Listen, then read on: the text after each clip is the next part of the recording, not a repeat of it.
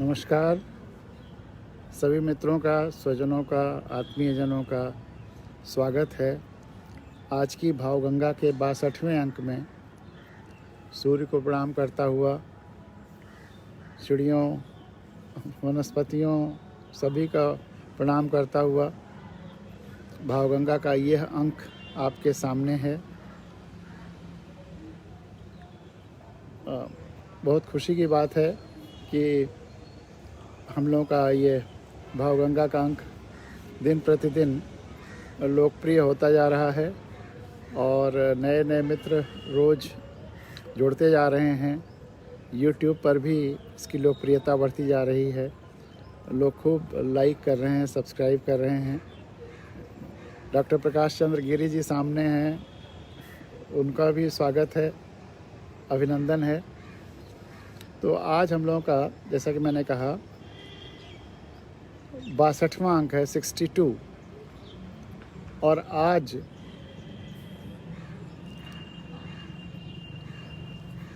दो महत्वपूर्ण चीज़ों पर पहले चर्चा करेंगे और उसके बाद फिर हम लोग जिस गज़ल के आधार पर चर्चा कर रहे थे उस पर आएंगे। लेकिन आज ये जो सप्ताह चल रहा है, इसका कल भी मैंने चर्चा किया था, लेकिन थोड़ा और विस्तार से उस पर चर्चा की आवश्यकता है। गुरु गोविंद सिंह के परिवार की शहादत सप्ताह है, शहीदी सप्ताह है। ये 20 से 27 तक का जो सप्ताह है दिसंबर में, इसमें गुरु गोविंद सिंह का पूरा परिवार देश के लिए, अपने आत्मसम्मान के लिए, अपने लोगों की सुरक्षा के लिए कुर्बान हो गया था। उस पर कुछ चर्चा करेंगे।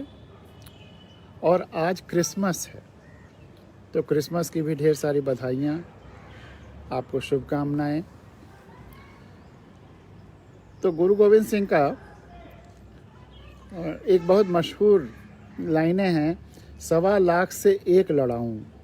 अगर जज्बा हो जाए, हौसला हो जाए, ताकत आ जाती है अपने आप। और 1.25 लाख से अगर मनोबल है, जज्बा है, तो वह ताकत आ जाती है कि 1.25 लाख से एक लड़ाऊं और चिड़ियन ते मैं बाज तुड़ाऊं। बाज को भी चिड़ियां हरा सकती हैं, 1.25 लाख से एक लड़ सकते हैं, लेकिन वो जज्बा हो, और वो जज्बा सच्चाई का हो, ईमानदारी का हो, सबके कल्याण के लिए हो, स्वार्थ के लिए नहीं। अगर वो लोक कल्याण के लिए है, धरती के कल्याण के लिए है, देश के कल्याण के लिए है, और संपूर्णता के कल्याण के लिए है, सच्चाई के लिए है, आज़ादी के लिए है, लोकतंत्र के लिए है, तानाशाही के लिए अगर नहीं है, तो फिर 1.25 लाख से एक लड़ाऊं, चिड़ियन ते मैं बाज तुड़ाऊं, और तबै गुरु गोविंद सिंह नाम कहाऊं, और तबै गुरु गोविंद सिंह नाम कहाऊं। गुरु गोविंद सिंह नाम तभी सार्थक है जब ये जो कर सके, ऐसा गुरु गोविंद सिंह थे। इतने महान व्यक्तित्व, इतने वीर, और उनके संपर्क में जो आता था उसमें वही वीरता आ जाती थी। वो है ना मेरा एक गज़ल का शेर कि कोई चुंबक यूं ही नहीं, कोई चुंबक किसी लोहे को यूं ही नहीं खींचता है, पहले वो उसे चुंबक बनाता है फिर खींचता है। तो गुरु गोविंद सिंह के पास जो भी लोग आते थे, वो उनके मैग्नेटिज्म से, उनके इंडक्शन से खुद मैग्नेटाइज हो जाते थे। उतना ही वीर, उतना ही आत्मबल, उतना ही सच्चाई की ताकत। 1.25 लाख से एक लड़ाऊं, चिड़ियन ते मैं बाज तुड़ाऊं, और तबै गुरु गोविंद सिंह नाम कहाऊं। ये जो सप्ताह चल रहा है 20 से 27 दिसंबर तक, जैसा मैंने बताया, यह शहीदी सप्ताह है गुरु गोविंद सिंह जी के परिवार के शहादत का। किंतु कितने लोग जानते हैं कि इन्हीं 7 दिनों में गुरु गोविंद सिंह जी का पूरा परिवार शहीद हो गया था। एक ज़माना था जब पंजाब में इस हफ्ते लोग गुरु गोविंद सिंह जी कुर्बानियों को याद कर शहीदी सप्ताह के रूप में मनाते थे, ज़मीन पर सोते थे, क्योंकि माता गुजरी ने वो रात दोनों साहिबजादों के साथ, दोनों गुरु गोविंद सिंह के बच्चों के साथ, नवाब वज़ीर खां की गिरफ्त में सरहिंद के किले में ठंडी बुर्ज में गुजारी थी। गुरु गोविंद सिंह जी की पत्नी, जिन्हें शहीदी गुजरी गुजरी माता कहा है। गुजरी माता ने अपने दोनों बच्चों के साथ, गुरु गोविंद सिंह जी के और दोनों बच्चों के साथ वहाँ ठंड में बुर्ज पर गुजारी थी। ये सप्ताह सिख और देश इतिहास में शोक का सप्ताह होता है, पर आज देखते हैं कि पंजाब समेत पूरा हिंदुस्तान इस शहादत को, इस कुर्बानी को भूलता जा रहा है।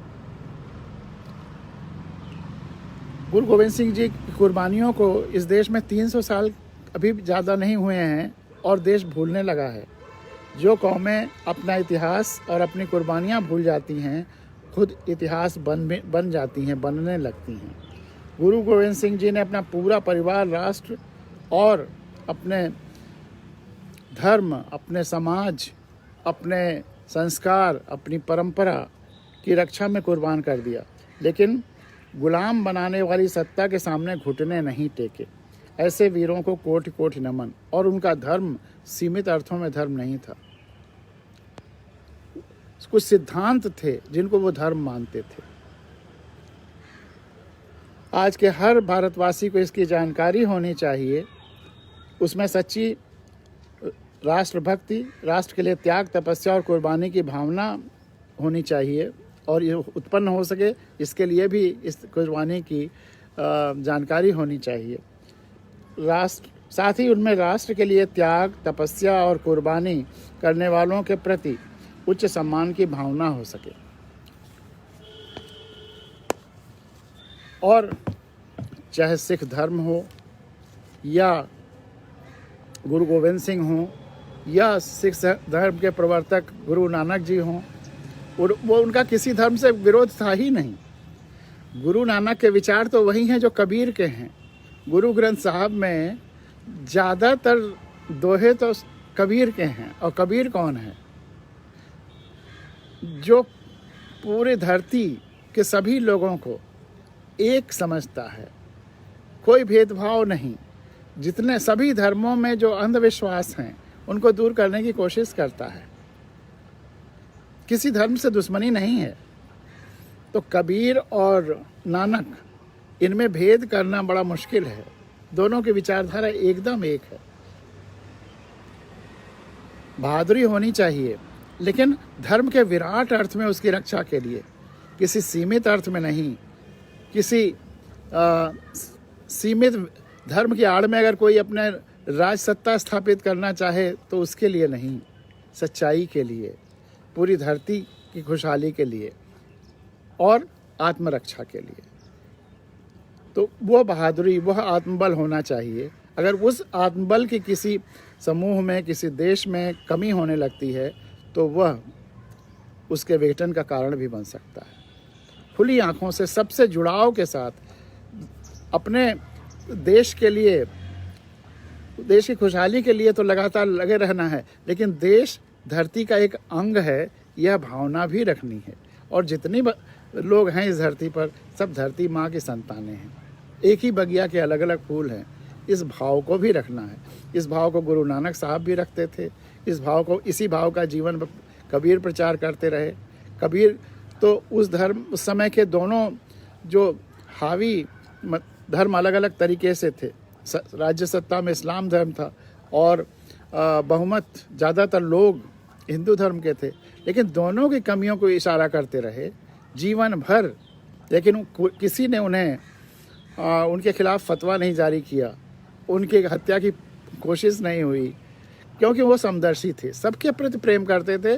और अगर कोई बच्चा गलत करेगा तो जो उसे प्रेम करने वाला टीचर या अभिभावक है तो उसको रोकेगा, टोकेगा। उन्होंने तो यहाँ तक कह दिया, उस समय के राज सत्ता पर बैठे हुए लोगों को कि कांकड़ पाथर जोड़ के मस्जिद लई बनाए और तापर मुल्ला बांध दें, क्या बहरा हुआ खुदा है। और हिंदुओं के लिए कहा कि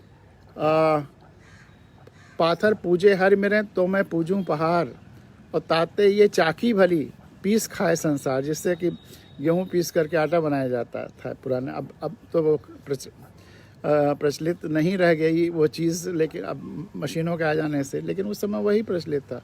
तो ताते ये चाकी भली पीस खाए संसार, खुलेआम कहते थे। इन दोनों ने राह न पाई, इन दो न राह न पाई।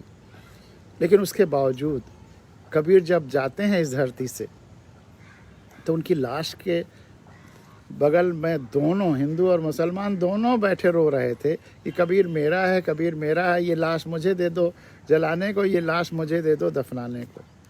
लेकिन कहा जाता है कि वो लाश फूल में बदल गई थी और हिंदू मुसलमान दोनों ने आधा आधा बांट लिया।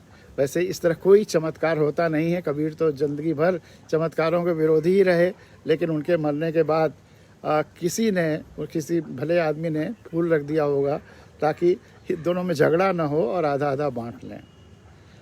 तो यह किंवदंती, ज़्यादातर किंवदंतियाँ इसी तरह का कोई हल ढूंढने के लिए कोई अगर झूठ कहा गया है तो वही होती हैं, अन्यथा चमत्कार कुछ नहीं होता। लाश कभी फूल में नहीं बदल सकती। यह आँख खोल करके सत्य को हमेशा सबसे प्रथम स्थान पर हम सबको रखना है।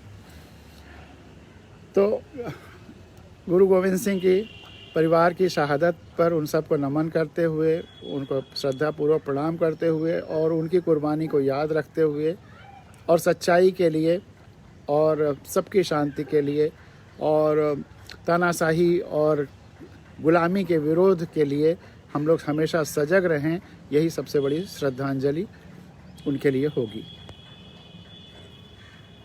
उस वीर गुजरी माता के लिए, उनके दोनों शिष्य बच्चों के लिए और गुरु गोविंद सिंह जी के परिवार की शहादत के लिए।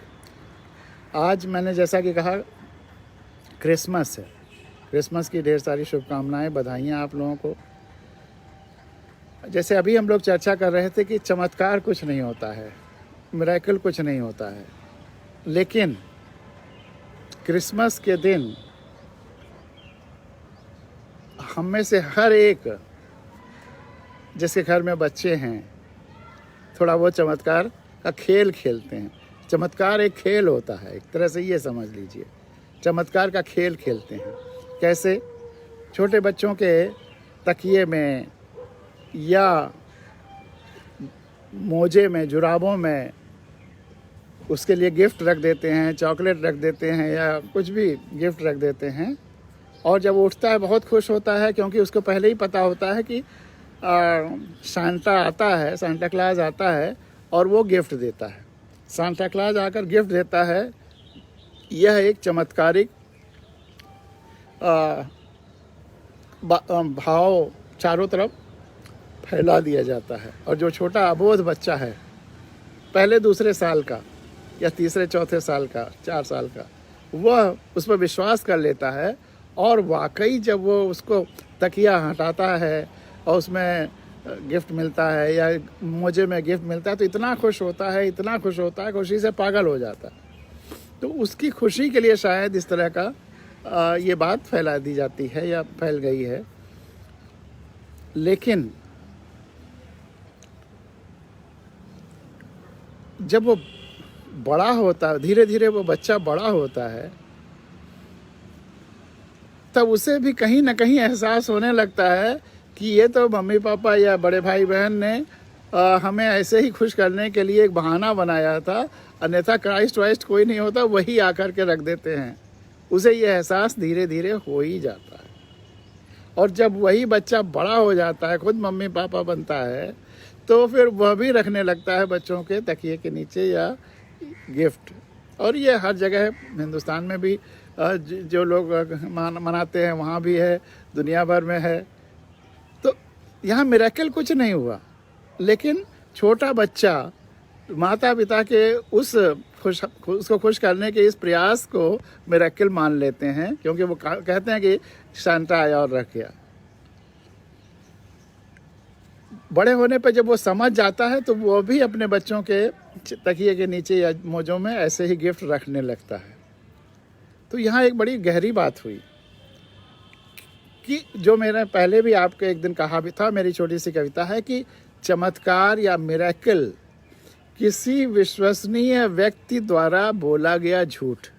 जितना भी चमत्कार कहीं कोई दिख रहा है, कहा जा रहा है, चाहे अफवाह फैलाई जा रही है, चाहे जो जहाँ कोई चमत्कार किसी न किसी विश्वसनीय व्यक्ति द्वारा बोला गया झूठ।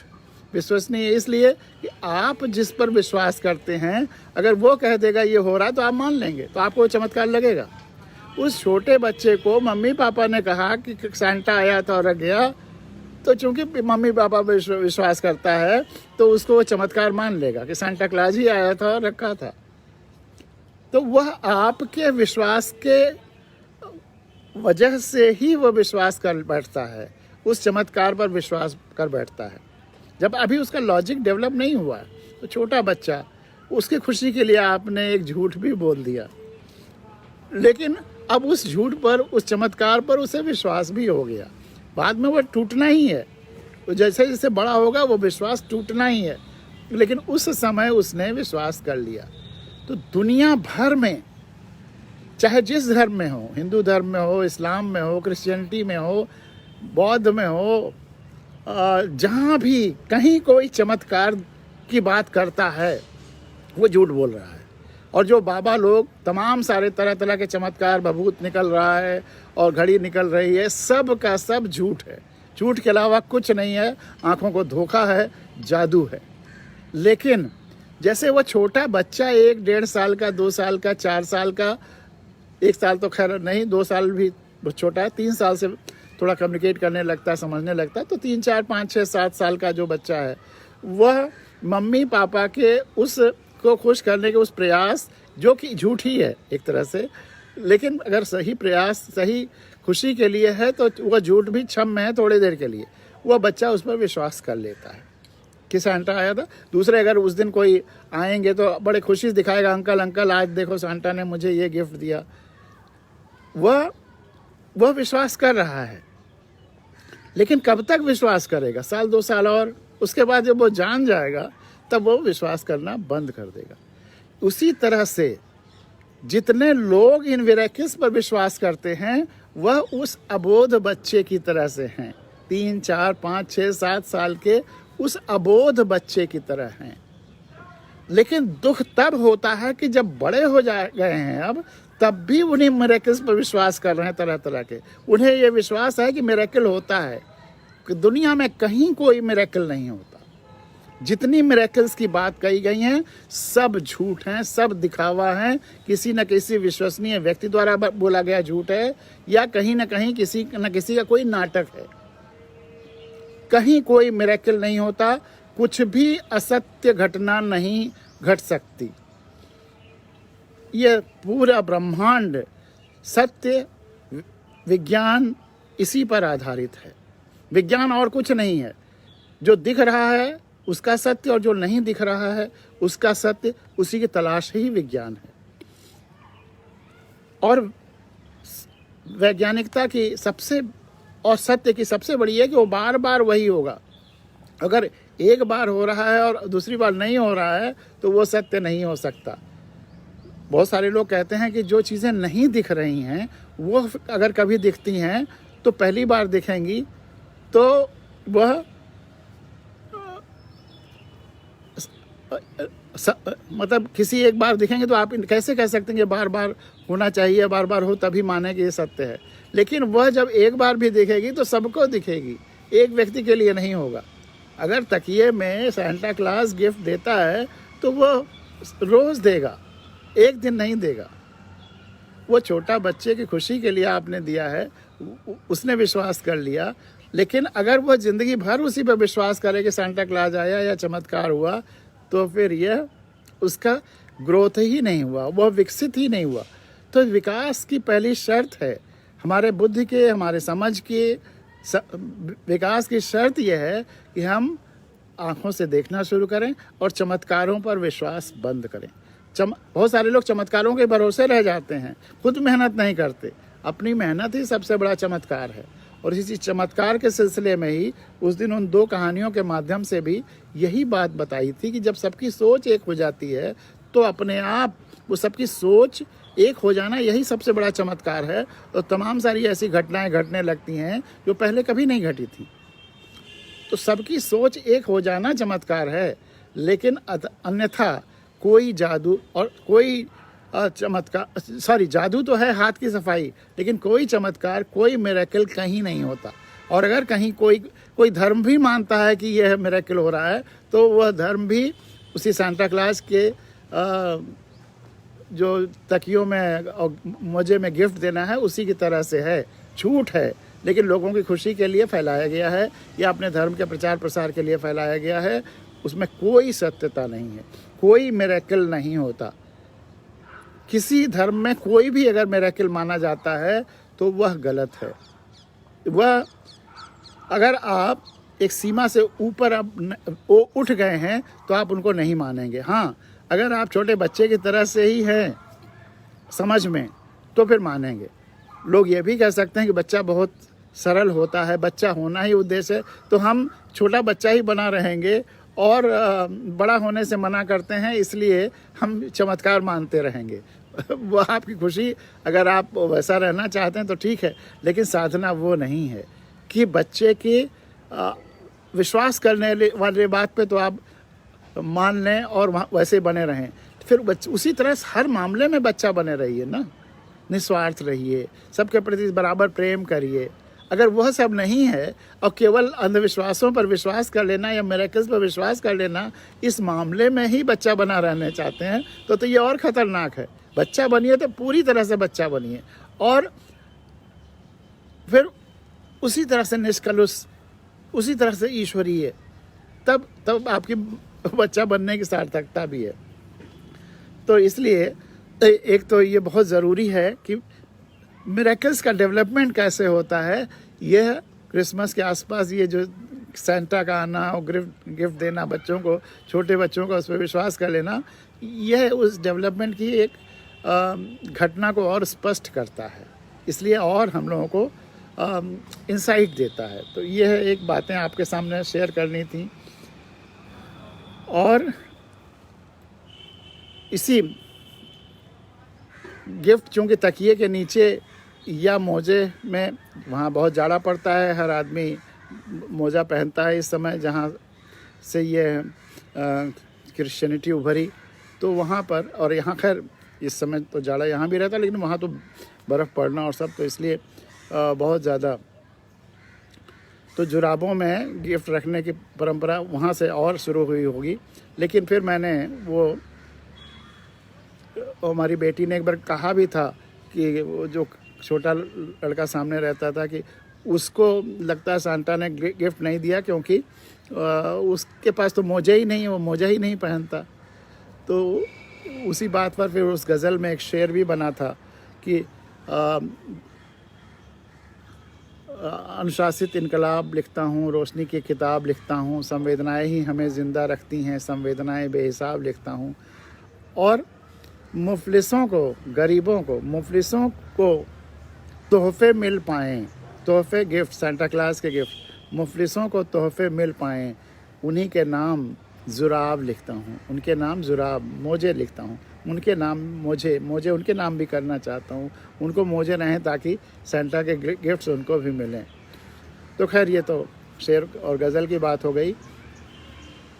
मैं हर धर्म पर यूनिवर्सली सबको बधाइयाँ और मुबारकबाद देता हूँ, अपने धर्म का भी, बौद्ध धर्म का भी, महावीर जैन धर्म का भी, क्रिश्चियंस का भी, इस्लाम का भी, सबको, मतलब यूनिवर्सल, बिना किसी भेदभाव के। अगर मेरे पास 25,000 लोग हैं, फ़ोन नंबर जिनके हैं, और वो अलग अलग ग्रुप्स हैं, तो उन सबको भेजता हूँ। और इसी तरह से व्हाट्सएप के सारे ग्रुप्स पे, फेसबुक के सारे ग्रुप्स पे, पेजेस पे, अकाउंट्स पे, लिंक्डइन पे, सबको भेजता हूँ। ज़्यादातर लोग खुश होते हैं, स्वीकार करते हैं, जवाब आता है।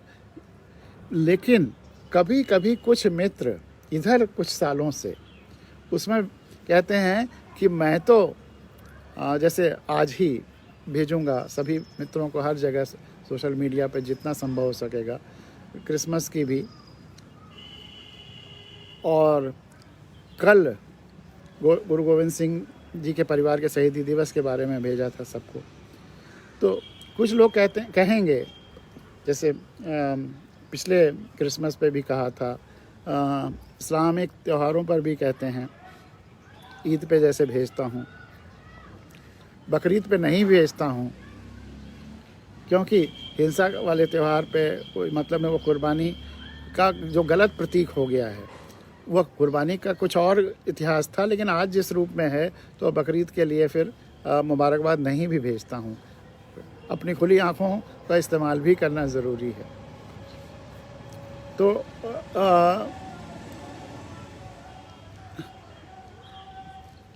ईद पे भेजता हूँ तो लोग विरोध करते हैं कि मैं तो मुसलमान नहीं हूँ, या आज जैसे क्रिसमस को जब भेजूँगा तो कहीं कहीं कुछ लोग विरोध करके मैसेज भी भेज देंगे कि मैं तो क्रिश्चियन नहीं हूँ, क्यों आपने भेजा। लेकिन आश्चर्य ये है कि जब मैं अब सारे धर्मों के शुभकामनाएं भेजता हूँ उनके त्योहारों पर, तो जब मैं अपने होली, दिवाली, शिवरात्रि, इन सब की शुभकामनाएं भेजता हूँ, तो कोई दूसरे धर्म का व्यक्ति विरोध नहीं करता कि मैं तो हिंदू नहीं हूँ, आपने क्यों भेजा। मुझे ये आश्चर्य होता है। कभी आज तक किसी और धर्म ने, और पूरी दुनिया में भेजता हूँ, किसी और ने नहीं, केवल हिंदूज ऐसा क्यों करते हैं। ये मेरे मन में एक प्रश्न उठता है, आज से आपसे भी शेयर कर दिया।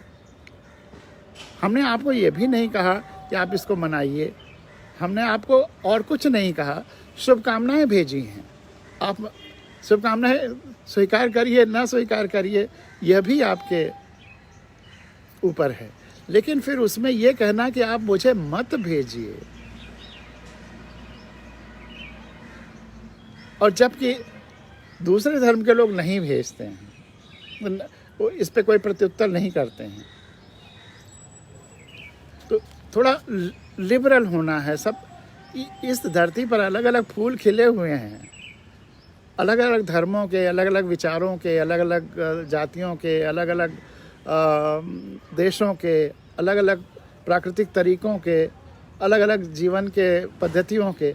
उनको स्वीकार करिए। हम धरती के संदर्भ में सोचें, हम सब धरती के पुत्र हैं, पुत्री हैं, धरती के संतानें हैं। उस संदर्भ में सोचिए तो वो जुड़ाव महसूस होगा। ये बांटने वाली इतनी, और इन छोटी छोटी चीज़ों का मन को इतना वैसा कर लेना कि हम अब इस तरह की चीज़ें नहीं स्वीकारेंगे, इससे ऊपर उठना होगा। दरअसल सही बात यह है कि हर धर्म में शुरुआत में तो जहाँ से ये धर्म शुरू हुए वहाँ पर हो सकता है समय की आवश्यकता, उस समय के जिस पुरुष से ये शुरू हुआ उसके फॉलोअर्स रहे होंगे, उसमें ज़रूर कुछ ताकत रही होगी कि उतने लोगों ने उसको फॉलो किया। लेकिन बाद में उसमें दोनों तरह की चीज़ें आती गईं। उसमें लोभ भी आ गया, उसमें थोड़ा थोड़ा वेस्टेड इंटरेस्ट आ गया, उसमें कहीं ना कहीं अपने को प्रभावी करने की भावना आ गई, अहंकार आ गया, अपनी को श्रेष्ठ सिद्ध करने की बात आ गई, जबरन अपने विचारों को जबरन मनाने की बात आ गई कि तुम भी मानो, वगैरह वगैरह। और फिर वो जो धर्म का ट्रेडिशनल स्वरूप आ गया, उसमें अंधविश्वास आ गए। ये सब चीज़ों के आने से हर धर्म के दो हिस्से हुए, एक सिविलाइज्ड, एक थोड़ा अनसिविलाइज्ड। हर धर्म के दो हिस्से हो गए। और जो सिविलाइज्ड हिस्से रहे वह तो जब एक दूसरे से मिले तो उनका संगम हुआ और सिंथेसिस हुआ, और दोनों मिल करके कुछ और अच्छी बात पैदा हुई। जैसे हिंदुइज्म और इस्लाम के मिलने से सूफीज़्म पैदा हुआ, कबीर पैदा हुए, उसका असर नानक जी पर भी रहा। क्रिश्चियनिटी और इस्लाम के मिलने से साइंटिफिक टेम्पर पैदा हुआ, सत्य की खोज और गहराई में आ गई। वैसे हमारे यहाँ सनातन धर्म में सत्य की खोज ही थी, लेकिन वह बाद की परंपराओं और अंधविश्वासों में दबने लगी थी। शंकराचार्य ने अद्वैत के माध्यम से उसे शुरू किया। फिर बुद्ध ने भी सत्य की तलाश, धर्म को सत्य आधारित करने के लिए पूरा साधना, पूरे जीवन की साधना, और उसके बाद सत्य को स्थापित किया धर्म में, तो महावीर। तो लेकिन अब बुद्धिज्म में भी दो तरह के, सिविलाइज्ड और अनसिविलाइज्ड, हर धर्म में दो हिस्से हो गए। तो जो सभ्य हिस्सा है वह तो वो संगम करता है, कॉन्फ्लुएंस करता है, और बेहतर ज़िंदगी के तलाश में निकलते हैं। लेकिन जो असभ्य हिस्सा है वो लड़ाइयाँ करते हैं, एक दूसरे से हेट्रेट करते हैं, द्वेष करते हैं। जो सभ्य हिस्सा है वो दूसरे पर कब्जा नहीं करना चाहता, वो प्रेम और कोएग्जिस्टेंस, सबके साथ मिलने की बात करता है। वो ये नहीं चाहेगा कि पूरा धर्म हमारे जैसा हो जाए, वह अलग अलग फूलों की इज्जत करेगा। वो नहीं चाहेगा बाग के सारे फूल बस हमारे ही जैसे हो जाएं। यह जो विविधता है, धरती की जो विविधता है, उसको स्वीकार करेगा। तो इसलिए आज चर्चा और अच्छी हो गई, क्योंकि सिख धर्म का ये शहीदी दिवस भी चल रहा है, भारत का शहीदी दिवस चल रहा है, और क्रिसमस भी है। तो इसमें हमारे अब मानसिक रूप से खुलापन रखना है, इसमें हमें भी खुशी मिलेगी और धरती भी बेहतर होगी। अगर हम लड़ाई झगड़े में उलझेंगे, मानसिक संकुचितता करेंगे, तो हमारे ही बच्चे, उनमें भी ये संकुचित भावनाएं जाएंगी, और फिर उनका भविष्य उतना ब्राइट नहीं रह जाएगा, उसमें जकड़न आने लगेगी। ये खुलापन की आवश्यकता है। हम जुड़े हुए हैं हवा के द्वारा, धरती के द्वारा, सूरज के द्वारा, सबके द्वारा जुड़े हुए हैं, पेड़ पौधों वनस्पतियों के द्वारा। तो ये भेदभाव ठीक नहीं है, भेदभाव से ऊपर उठना पड़ेगा। और चमत्कार बच्चों के खेल के रूप में स्वीकार कर लीजिए, मिरेकल्स, जैसे सांता ये गिफ्ट लाता है, लेकिन यह इसको सच्चाई, इस तरह की जो तमाम सारे अंधविश्वास या मिरेकल्स के रूप में चल रहे हैं, उनसे ऊपर उठिए। कभी उनके चक्कर में नहीं पड़ना है, ये हमेशा हम लोगों को गांठ बांध के रखना। कोई भी अगर कह रहा है कि चमत्कार होता है तो वो झूठ बोल रहा है, झूठ के अलावा कुछ नहीं बोल रहा है। और इस पे तमाम सारे लोगों ने, जो रैशनलिस्टिक ऑर्गेनाइजेशंस हैं, जो तमाम सारे बाबा लोग चमत्कार की ये निकल आएगा, घड़ी निकाल देंगे और गिफ्ट निकाल देंगे, हाथ ऊपर करेंगे, उन सब को चैलेंज किया। और जितने चमत्कार दिखाने वाले या चमत्कार, धार्मिक चमत्कार भी जो कराने वाले, बड़े बड़े अवार्ड्स रखे। कोई मेरे सामने दिखा दे तो बहुत हैवी अमाउंट के अवार्ड्स रखे, किसी ने उन साइंटिफिक प्रयोगों के दौरान ये नहीं सामने नहीं आए, किसी ने करने की हिम्मत नहीं की, सब पीछे हट गए। तो इसी के साथ अब हमारी आज की जो वार्ता वाला हिस्सा था, दोनों शहादत का सप्ताह और क्रिसमस पर, उस पे बातचीत समाप्त करके जो बचे हुए शेर हैं करीब 10-12, उन पर चर्चा करेंगे, और फिर आज की हम लोगों की भावगंगा यहाँ पर समाप्त होगी।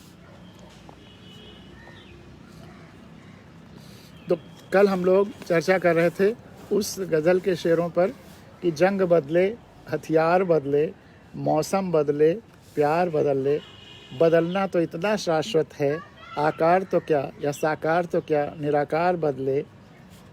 स्वर्ग की राह धरती से ही है होकर, स्वर्ग की राह धरती से ही है होकर, ज़रूरी है कि समझ की रफ्तार बदले। नए हालात ने तलाशे नए गुण धर्म, नए हालात ने तलाशे नए गुण धर्म, समय बदला तो अवतार बदले। आविष्कारों ने वहाँ तक पहुँचाया जहाँ सभी तार बेतार बदले। और जब हुई नई नई जानकारियाँ, नए सत्य जब सामने आए, जीवन और लोक व्यापार बदले। और धरती रखती पानी मिट्टी के बर्तन में, धरती रखती पानी मिट्टी के बर्तन में, न बर्तन बदले न आधार बदले। जो सोचते थे कभी न बदलेंगे, एक दिन वे सभी दमदार बदले। जो सोचते थे कभी न बदलेंगे, या जो कहते थे कि कभी न बदलेंगे, एक दिन वे सभी दमदार बदले। और जो सबका ध्यान न रखती हो, जो सबका ध्यान न रखती हो, आखिर क्यों न वो सरकार बदले। मौसम आने पर बड़े बड़े भी, मौसम आने पर बड़े बड़े भी यूं बदले ज्यों खरपतवार बदले, यूं बदले ज्यों खरपतवार बदले। इसका एग्जाम्पल भी मैंने कल दिया था कि जब 1940 और 50 के दशक में जो पूरी धरती पर कब्जा किए हुए थे और ये था कि उनके राज्य में सूरज नहीं डूबता है, वो भी खरपतवार की तरह से यूं बदले कि जो देश बहुत स्वतंत्रता आंदोलन जिन्होंने किया वो भी स्वतंत्र हो गए और जिन्होंने नहीं किया वो भी स्वतंत्र हो गए, क्योंकि पूरी दुनिया में स्वतंत्रता का और लोकतंत्र का मौसम आ गया था। तो अब आगे जो 10-12 शेर और बचे हुए हैं उनको पर चर्चा करेंगे। ये कुछ शेर मैंने इसलिए और पढ़ दिए कि बहुत लोगों ने कहा कि अब ये गज़ल बहुत अच्छी है, ये शेर बहुत अच्छे हैं और इनको पढ़ने का सुनने का मन है, तो इसलिए कुछ शेर आपके सामने उनको और रख दिया था। तो मौसम आने पर बड़े बड़े भी यूं बदले ज्यों खरपतवार बदले, जगह बदलने पर भाषा बदले। वो कहा जाता है ना कि थोड़ा थोड़ा भी गांव चलिए तो भाषा बदलती जाती है और पानी बदल जाता है। वो कोस कोस पर भाषा बदले और 5 कोस पर पानी, ऐसे कुछ है। मतलब देहात में जो हमने सुना था गांव में, तो भाषा जैसे जैसे आखिर धरती पे कहीं, जैसे हिंदुस्तान में ही देख लीजिए, हिंदी बोली जाती है, बगल में बांग्ला बोली जाती है, और इधर चले जाइए तो छत्तीसगढ़ी भाषा है, और पीछे चले जाइए तो कहीं तेलुगु शुरू हो जाती, कहीं पंजाबी शुरू हो जाती। तो ऐसा नहीं कि कोई एक लाइन है कि इसके इधर हिंदी बोलते हैं, इसके अदर बांग्ला बोलते हैं। आप चलते चले जाइए, हिंदी ही धीरे धीरे धीरे बदलते बदलते बांग्ला बन जाएगी। मैथिली भी उसी का बदलने का एक स्वरूप है, थोड़ा थोड़ा करके बदलती चली जाएगी। तो ऐसे भाषाओं का बड़ा क्रमिक परिवर्तन होता है। बिल्कुल एक गांव की भाषा दूसरे गांव से ज़्यादा अलग नहीं होगी, लेकिन जैसे जैसे और गांवों के आगे बढ़ते चले जाइए, धीरे धीरे स्वरूप इतना बदल जाएगा कि आपको लगेगा नहीं वही उसी भाषा का अंश है। तो ऐसे भाषाएं बदलती हैं। उसी तरह से आप उड़ीसा चले जाइए, उड़ीसा और मेरे गाँव की भाषा अवधि में इतना मतलब कोई उड़िया बोल रहा हो और अवधी बोल रहा हो तो लगेगा कि दोनों एकदम एक जैसी मिलती जुलती भाषाएं हैं। उड़ीसा में कहेंगे भातो खाइबा। मेरा रूम पार्टनर उड़िया था वहाँ IRS के एकेडमी में, वो उससे चर्चा होती थी तो कहता है कि अरे ये तो बिल्कुल एक जैसी भाषा है। वो कहेंगे भातो खाइबा, हम कहेंगे भात खाबो। तो इस तरह से भाषाएं बहुत क्रमिक रूप में बदलती चली जाती हैं। तो जगह बदलने पर भाषा बदले। मनुष्यों की भाषा तो बदलती चली जाती है, लेकिन न चिड़ियों के पुकार बदले। चिड़ियाँ जैसे यहीं पुकारती हैं, जिस तरह से, जिस भाव से, जिस स्वर में, वही स्वर चिड़ियों की भाषा नहीं बदलती। आश्चर्य है, मनुष्यों की भाषा बदलती चली जाती है। इस पर शोध का विषय है ये कि जगह बदलने पर भाषा बदले, लेकिन न चिड़ियों की पुकार बदले। वो जो रूस से भाषाएं, साइबेरिया से चिड़ियाँ हिंदुस्तान या और जगहों पे आती हैं, वो जब यहाँ की चिड़ियों से संवाद उनको करना होता होगा अपनी प्रजाति के, तो वो आसानी से कर लेती होंगी, क्योंकि यहाँ की चिड़िया और वहाँ की चिड़िया भाषा में अंतर नहीं है, उनकी भाषा वही है। तो उनको दिक्कत नहीं होगी, उनको अलग से भाषा सीखने की ज़रूरत नहीं होगी। जगह बदलने पर भाषा बदले, लेकिन न चिड़ियों की पुकार बदले। और ये सूरज और आँखों की एक रस्साकसी, एक बार मैंने एक उसमें लिखा भी था, एक हाइकू में, इस सूरज तुम हो मेरे लिए इसलिए कि मेरी आँखें हैं। तुम्हारा अस्तित्व मेरे लिए है क्योंकि मेरी आँखें हैं। अगर मेरी आँखें नहीं हैं, मैं तुमको नहीं देख पाऊँगा, तो तुम्हारा अस्तित्व मेरे लिए क्या है। तो कहीं ना कहीं ये आँखें हमारे अंदर का एक थोड़ा सा सूरज है, सूरज का प्रतिबिंब है। हमें अपनी आँखों को महत्ता को ये समझना है कि हमारी आँखों, हमारे शरीर का सूरज तो ये आँखें हैं। तो ये दोनों सूरज जब मिलते हैं तभी तो रेजोनेंस होता है, तभी तो चमत्कार होता है। तो कभी आंखें हैं भारी और कभी सूरज, इन दोनों की डांडा मेड़ी चलती रहती है। डांडा मेड़ी मतलब रस्सा कस्सी। एक बार एक प्रताप नारायण मिश्र का लेख बचपन में पढ़ा था, हाई स्कूल इंटर के क्लास में कहीं था, कि कवि और चितेरे की डांडा मेड़ी। कवि और चितेरा जो चित्र बनाता है, पेंटर। कवि और चित्रकार या पेंटर, चित्रकार ज़्यादा शायद बेहतर है, जो मकान पेंट करता है उसको भी पेंटर कहते हैं।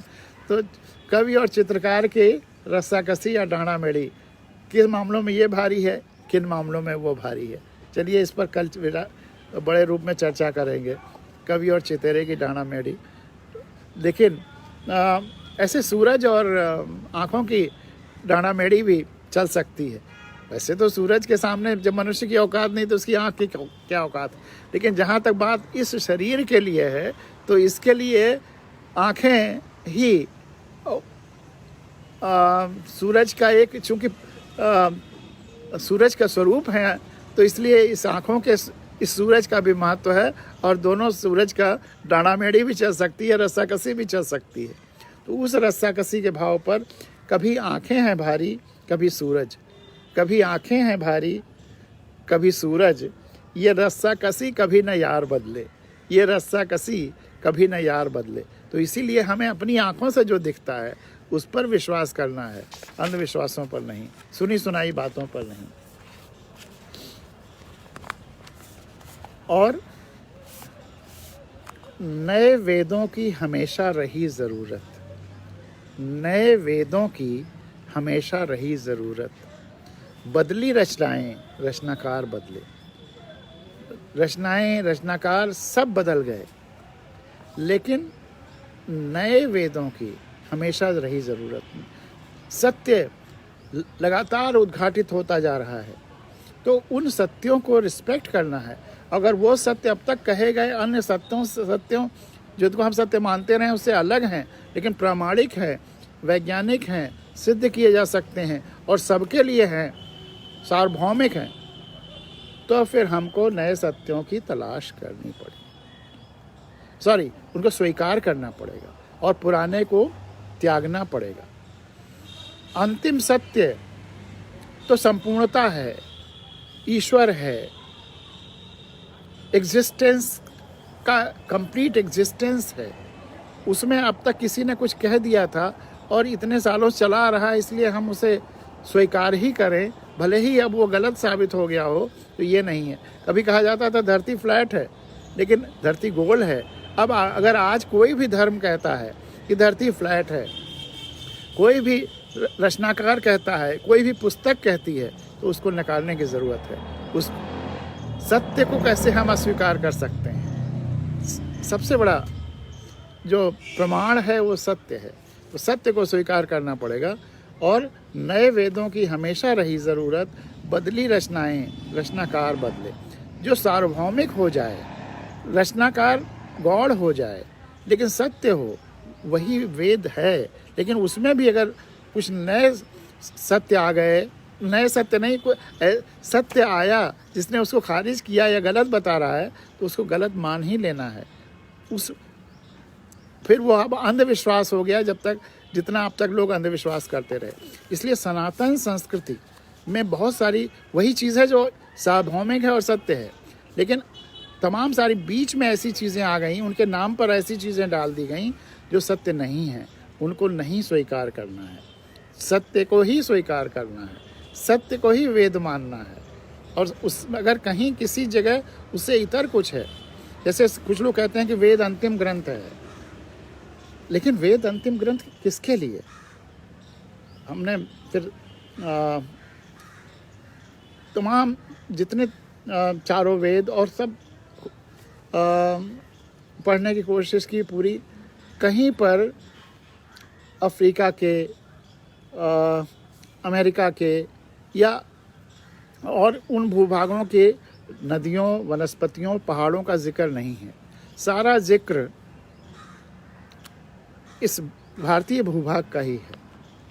तो अगर ये यहाँ की ज्योग्राफी और यहाँ की प्राकृतिक वनस्पतियाँ और उन सब के हिसाब से वो ग्रंथ रचे गए हैं जो यहाँ से बैठ कर के देखे जा सकते हैं, तो यहाँ के लिए तो वेद होंगे।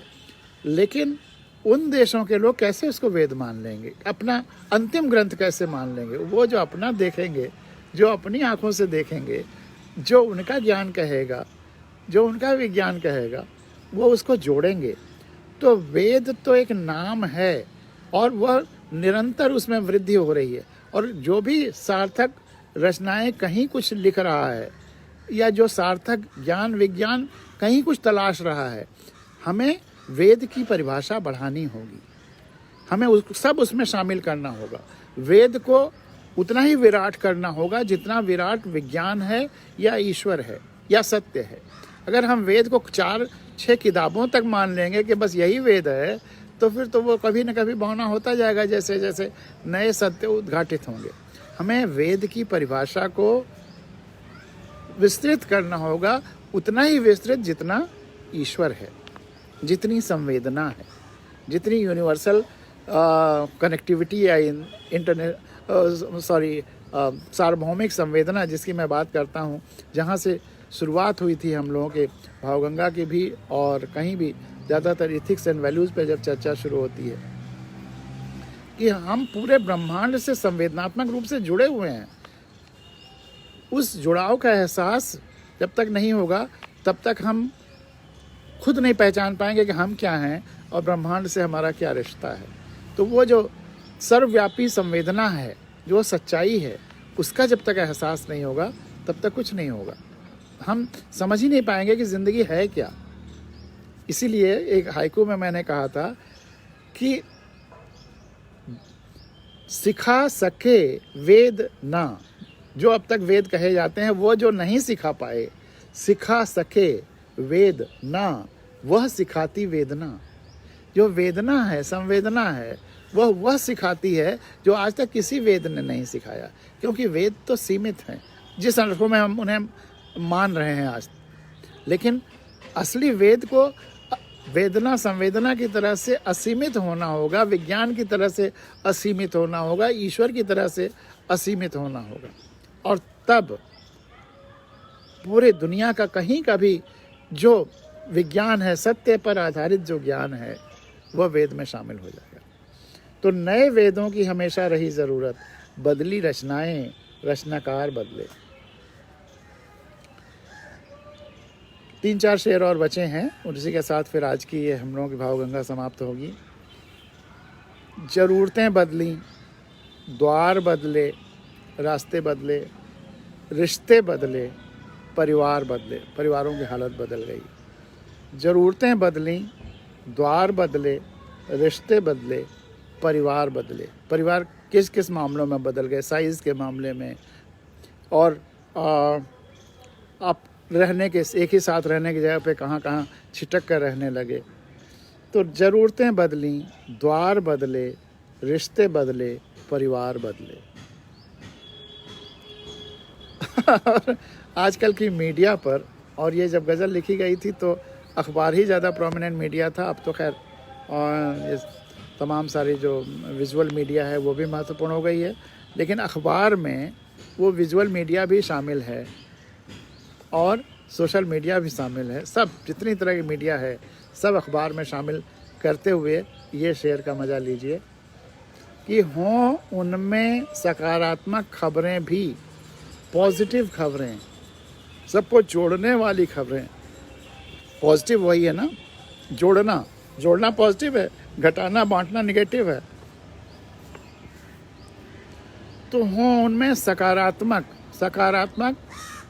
पॉजिटिव, नकारात्मक निगेटिव, तो जोड़ने वाली खबरें और सत्य पर आधारित खबरें।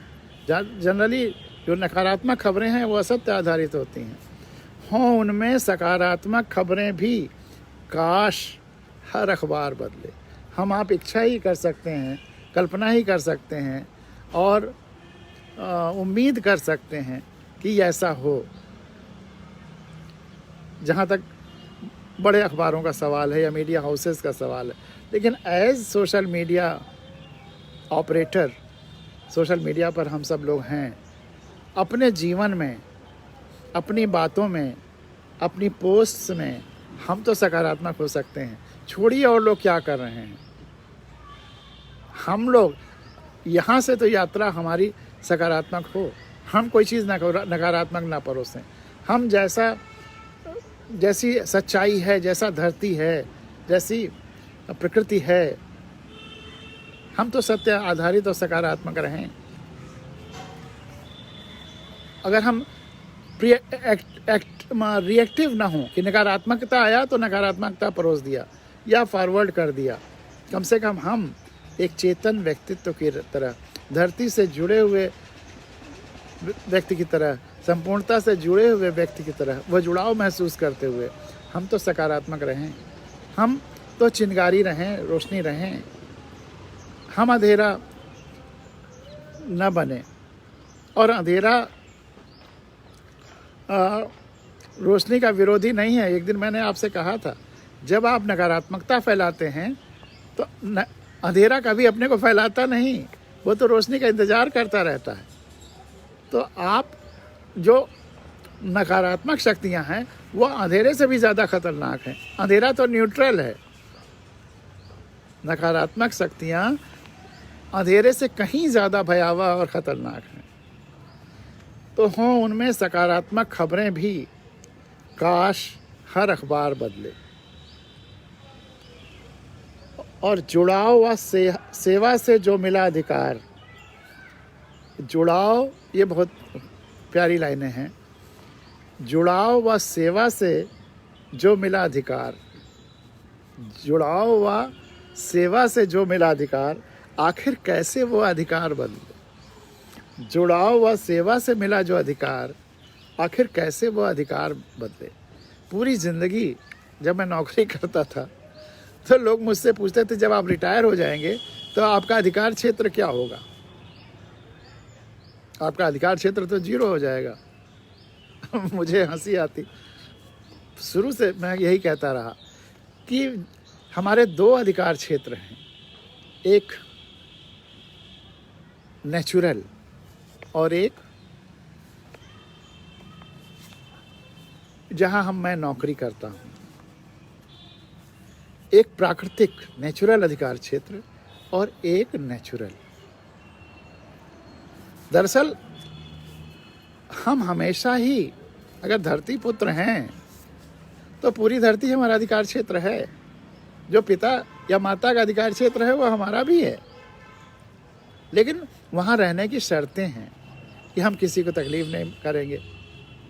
परिवार में माँ बाप यही चाहते हैं कि बच्चे सबके लिए काम करें, सकारात्मक काम करें, किसी को नुकसान। तो सकारात्मक काम करने के लिए पूरी धरती हमारा अधिकार क्षेत्र है, कहीं कोई बंदिश नहीं है। और इसीलिए ह्यूमन राइट्स जो UN डिक्लेरेशन में 48 में दिए गए, वो यही हर व्यक्ति को अधिकार है पूरी धरती पर। फिर लेकिन अगर वो कहीं का सिटीजन हो गया तो एक देश से दूसरे देश जाने में कुछ शर्तों को मानना होगा वगैरह वगैरह, लेकिन वो अधिकार उसका है। तो मैं यही कहता था कि पूरी धरती, पूरा देश मेरा अधिकार क्षेत्र है। मैं कहीं कहीं जा कर के किसी की भलाई कर रहा हूँ, मुझे कौन रोकेगा। रुकावट वहीं है जहाँ मैं नकारात्मक हो रहा हूँ। सकारात्मक कार्य करने के लिए पूरे विश्व मेरा अधिकार क्षेत्र है। और सरकार जहाँ पोस्ट करती है मुझे, वह एक विशेष कार्य के लिए अधिकार क्षेत्र देती है। उस कार्य के लिए मेरा अधिकार क्षेत्र वहाँ है। या नौकरी जब रिटायर होऊंगा तो उस कार्य से रिटायर हो रहा हूँ, उस कार्य क्षेत्रों से रिटायर हो रहा हूँ। लेकिन जो हमारा नेचुरल अधिकार क्षेत्र है वो कहाँ बदल रहा है। वो तो है, वो तो बचपन से लेकर के जब तक आखिरी सांस होगी तब तक रहेगा। वो अधिकार क्षेत्र तो बदल ही नहीं सकता। और ये मेरे लिए नहीं है, आप सब के लिए है। इस धरती पर जो भी धरती माँ के संतानें हैं, उन सब का अधिकार क्षेत्र पूरा ब्रह्मांड है, पूरी धरती है। हम सांस निकालते हैं तो कार्बन डाइऑक्साइड केवल अपने आसपास के पौधों के लिए या अपने घर के पौधों के लिए नहीं, पूरी धरती के पौधों के लिए दे रहे हैं। तो पूरी धरती के पौधों की हम सेवा कर रहे हैं सांस निकाल करके, आप ये समझ लीजिए, उनका पोषण कर रहे हैं।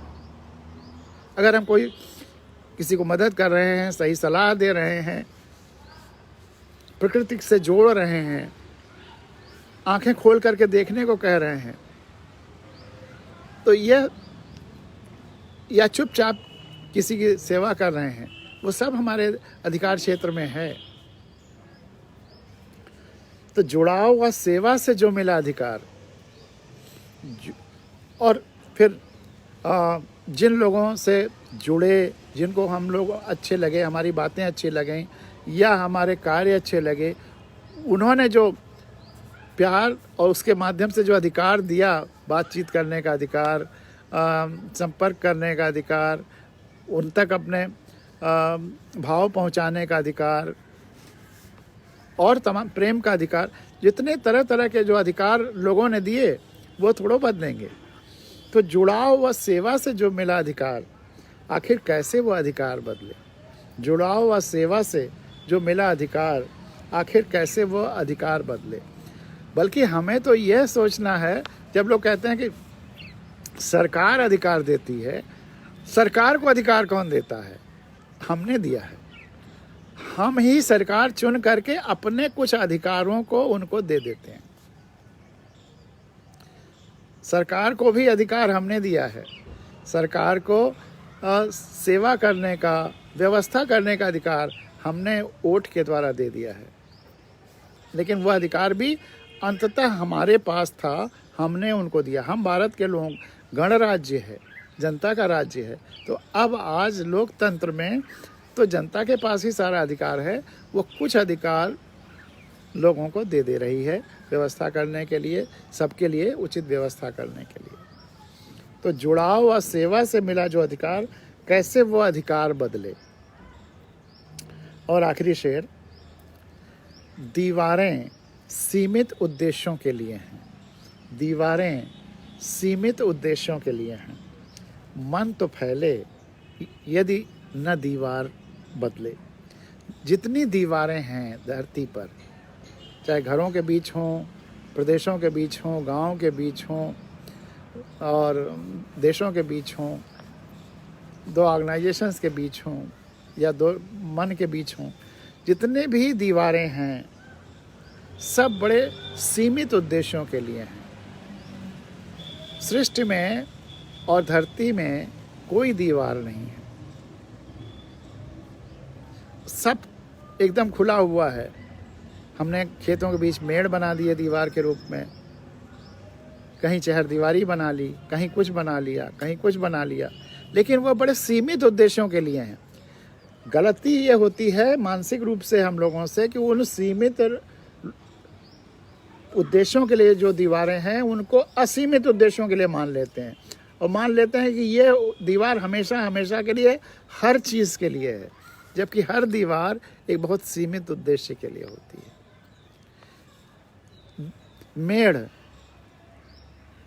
दीवार ये बताने के लिए है कि ये इनका खेत है या इनका खेत है, लेकिन चिड़ियों के लिए, कीड़ों मकोड़ों के लिए, हवा के लिए, पराग कणों के लिए इधर से उधर आने जाने में क्या कोई दीवार है?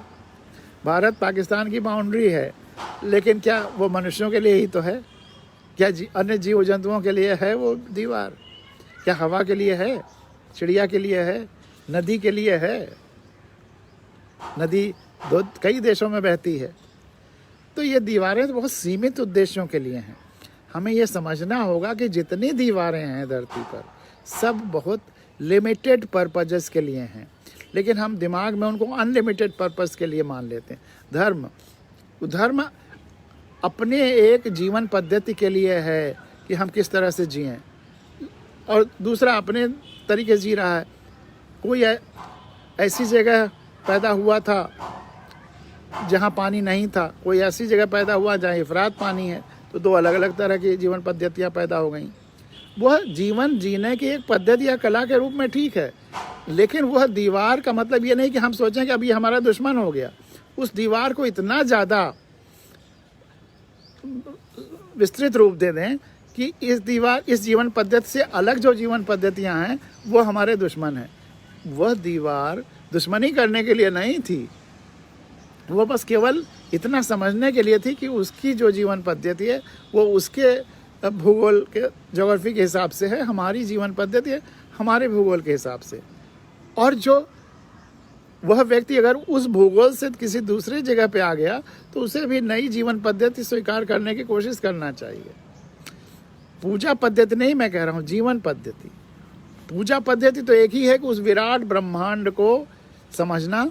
अगर हमारी पूजा पद्धति या जहाँ हम पूजा करते हैं उसके माध्यम से पूरा विराट ब्रह्मांड से हम जुड़ पाते हैं तब तो वो पूजा पद्धति है, और नहीं तो पूजा पद्धति भी वो नहीं है, वो कुछ और है जिसे हम पूजा पद्धति कह रहे हैं। अगर वो संपूर्णता से हमें नहीं जोड़ती है तो फिर वह पूजा पद्धति नहीं है। तो दीवारें सीमित उद्देश्यों के लिए हैं। मन न फैले, मन तो फैले यदि न दीवार बदले। अगर दीवारें हैं तो आप उनकी सीमितता को जान लीजिए, फिर पड़ा रहने दीजिए, लेकिन मन तो फैले। हम वो उस दीवार की सीमाओं को तो जान लें, सीमितता को जान लें कि वो किस लिमिटेड पर्पस के लिए है। वो दीवारें हमारे दिमाग में ना आए, वो दीवारें जहाँ हैं वहीं रहें।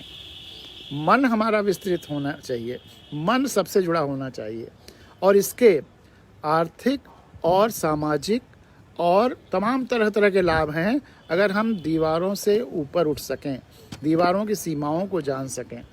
दीवारें सीमित उद्देश्यों के लिए हैं, मन तो फैले यदि न दीवार बदले। ये कितना सीमित उद्देश्य के लिए है, तो एक छोटी सी कहानी इस पे कहना चाहेंगे। पहले भी शायद सुनाई हो भावगंगा में, नहीं सुनाई है तब भी, और सुनाए हैं तो रिपीट करने में भी कोई बुराई नहीं है। कि एक किसान था, उसे साल दर साल अपने खेत में सबसे ज़्यादा उपज करने का अवार्ड मिलता था। सबसे मैक्सिमम ईल्ड पर एरिया या हेक्टेयर या जो भी कह लीजिए, वो जो भी फसल बोता था, जो भी खेती करता था, उसको साल दर साल सबसे अधिक पूरे देश में या पूरे क्षेत्र में सबसे ज़्यादा उसी को अवार्ड मिलता है। लोगों ने उससे पूछा, जानना चाहा कि भाई तुम्हारी सफलता का क्या राज है, तुम जो भी चीज़ बोते हो, जो भी पैदा करना चाहते हो, जो भी उगाते हो, उसका कोई सानी ही नहीं रहता, सबसे ज़्यादा होता है। तो उसका अगर आपसे यही सवाल पूछें तो आप कहेंगे कि वो बहुत ज़्यादा बेस्ट बीज इस्तेमाल करता था, बेस्ट फैसिलिटीज़, बेस्ट टेक्निक, अपने फसलों की बहुत देखभाल, जो भी मतलब ज़्यादातर अगर अपने सामने ऑडियंस वो लेक्चर हो तो पूछता था तो यही सब आंसर्स मिलते थे। लेकिन उस किसान का जो उत्तर है वो आपको चौंका देगा, लेकिन सच्चा वही है। उसने कहा कि मैं अपने खेत में जो भी आपने बताया है, बेस्ट बीज, best irrigation, best facilities, best ध्यान और जो भी उचित है, बेस्ट पेस्टिसाइड्स, लेकिन पेस्टिसाइड्स भी जो और चीज़ों को नुकसान न पहुंचाए, जो भी बेस्ट है वह जो भी देता हूं अपने खेत को, अपने फसलों को, सुनिश्चित करता हूं कि हमारे आसपास के जितने खेत हैं सब में वही बेस्ट इनपुट दें। हम अपने आसपास के जो नेबर्स किसान हैं, हमारे नेबरिंग फील्ड्स के किसान हैं, उनको भी सुनिश्चित करते हैं कि वही सब कुछ मिले।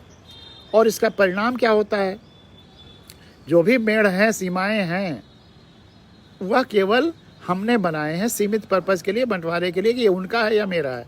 लेकिन उससे यह पूरा भूभाग नहीं अलग हो गया, वो सब खेत जुड़े हुए हैं। उधर के खेत से चिड़ियाँ, कीड़े मकोड़े सब आते हैं, तो अगर उनके खेत में कमज़ोर बीज गए और फसलें उगी, तो जब उनका फ्रूटिंग होती है, फ्लावरिंग होती है, तो क्रॉस पॉलिनेशन होता है। उधर के परागकेसर इधर आते हैं, इधर के उधर जाते हैं, तो उनके अगर ख़राब परागकेसर इधर आए तो हमारे खेत में फसल फ्रूटिंग कमज़ोर होगी। भले बीज बहुत अच्छे थे, फ्रूटिंग थोड़ी कमज़ोर हो जाएगी।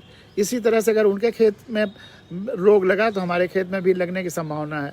उनके खेत में अगर सूख रहा है, सिंचाई नहीं हो रही है, तो हमारा उस साइड का खेत किनारे वाला जो उनसे जुड़ा होगा वो कमज़ोर हो जाएगा।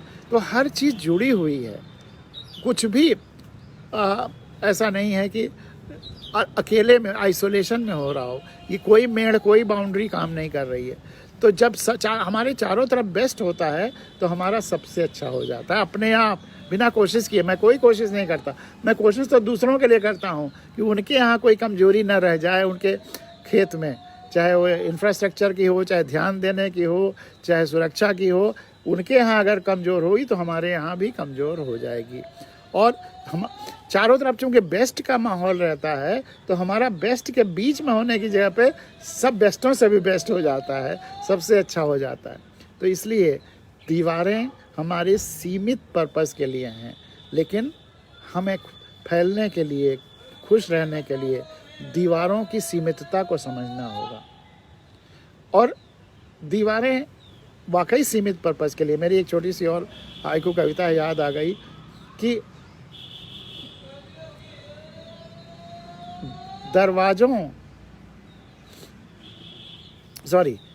दीवारों के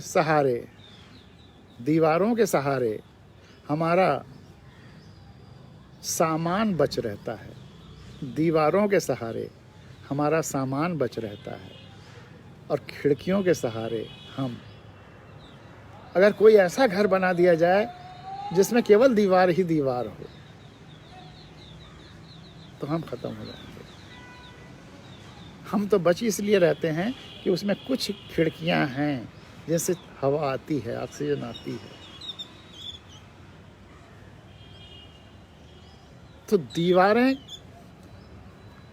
बहुत खतरनाक हो सकती हैं अगर वो मन में चली गईं। दीवारें सीमित पर्पस के लिए हैं, हमें जाड़ा गर्मी से बचाने के लिए हैं, हमारे सामानों से बचाने के लिए हैं, लेकिन हमको बचाने के लिए असीमितता चाहिए। हमको बचाने के लिए कोई दीवार नहीं चाहिए। और ख़ास करके अगर भौतिक रूप में ज़रूरतें हैं दीवारों की हमें बचाने के लिए भी, शरीर को, तो भी हमारे शरीर को और हमको बचाने के लिए हमें जानना ज़रूरी है कि जो दीवार है उसकी क्या सीमित वैल्यू है, क्या लिमिटेशंस हैं। बस उसी लिमिटेशन तक ही उन दीवारों को रहने दीजिए, उससे ज़्यादा महत्व मत दीजिए। दीवारों को जिस पर्पस के लिए वो क्रिएट की गई हैं उतना ही महत्व दीजिए, उससे ज़्यादा महत्व मत दीजिए। तो इसी के साथ आज की भावगंगा यहीं विराम लेता हूँ। बहुत बहुत धन्यवाद। जिस तरह से आप सुन रहे हैं और सुनते जा रहे हैं, बहुत बहुत धन्यवाद। और आज का दिन आपका शुभ हो, क्रिसमस शुभ हो, और शहीदी सप्ताह गुरु गोविंद सिंह जी का, इसका ज़रूर प्रचार प्रसार करें ताकि वो शहादत याद रखें लोग, वो कुर्बानी याद रखें और